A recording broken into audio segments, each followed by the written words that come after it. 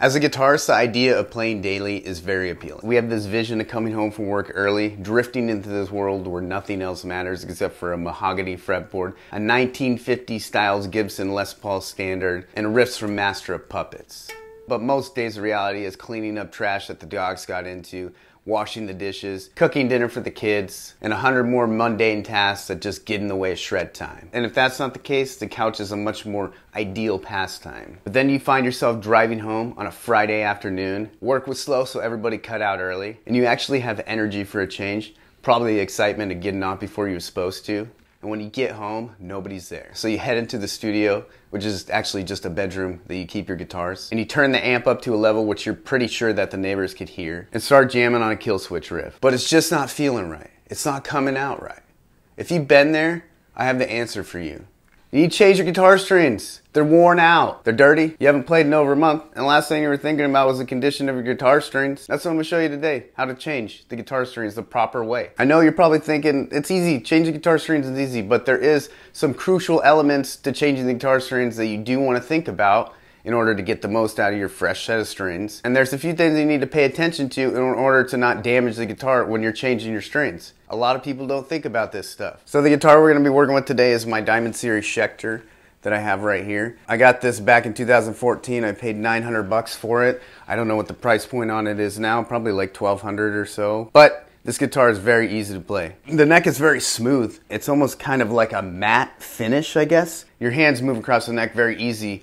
Very little friction to go all the way up and down the neck quickly. And the neck's very skinny too, which is good for me because I have small hands. When you play something like this, it's a noticeable difference right away with how easy it is to maneuver around the neck. And the strings I generally use on this guitar are the skinny top, heavy bottom Ernie Ball strings. And the reason why I use these is because sometimes in drop tunings and lower tunings, they feel a little loose to me. It's kind of versatile in that way. You can drop down to, I've even gone to drop A sharp and they work pretty well. You do have to kind of get used to a little bit of a heavier gauge string if you're playing it standard. And I'll leave links for both of these in the description, guys, if you want to check them out. So the first step is to take all the old strings off. I generally like to loosen up all the strings and then take them off all together versus one at a time. It just seems to be more efficient that way. So just keep in mind, if you turn that tuning peg the wrong way, it's going to tighten and the string will break. So just make sure that you're actually loosening them when you take them off and you're not tightening them. And also, the ends of the strings are a bit sharp, so if you're not paying attention and it's touching your guitar and you pull the string, it could leave some scratches on it, so you definitely want to make sure that you're being very careful when you take these strings off. So now we'll take the strings out of the back of the guitar. Some guitars are different. Some come out of the back of the bridge and some come out of the back of the guitar. I'll demonstrate it how it is on this guitar, but you can try to pull all the strings out at once, but they do get tangled with each other, so you almost have to take them out one by one. And then just keep in mind that the top ends of those strings are sharp, so if they're touching the body of the guitar, it could scratch the finish, so you want to be very careful. So after you get the strings all the way off, what I usually do is I'll wind them up and just tie them together, and then either just throw them in the trash like that, or I'll put them into one of the papers from the new strings that I take out and throw them away like that. This part is very important and often gets missed, but it is crucial that you take the time to clean the guitar before putting new strings on. The neck gets very sticky and dirty with all the grease and stuff on your hands, especially if you haven't changed your strings in a while. This stuff that I'm using is like a polish cleaner combination, and it works very well and makes the neck very smooth when you're done with it. I wipe the entire guitar with this stuff, and I make sure they get in the cracks, get any of the dust and dirt out. So now we're going to put the new strings on. Usually I start with the low E and I work my way down, but you can really start with whatever strings you want. It can be difficult at times though to get the new string through the hole, but if you find yourself struggling with that, just keep trying and eventually it's going to go in. Just don't pull back too quickly, because sometimes I'll get it through and then just out of habit I'll pull it back through like it wasn't going to go, but it ended up going through. And another thing to keep in mind here is just to make sure that you are feeding the correct string to the correct tuning peg. And then just also make sure that you're winding it the correct direction. So it should go away from the guitar. So the top tuning peg should go, the extra slack should go towards the top, and the bottom should go towards the bottom. So they'll be turned the opposite ways. Some guitars like Fender Strats have them all on one side. In that case, you would just turn them all to to where the extra slack is facing the top of the guitar.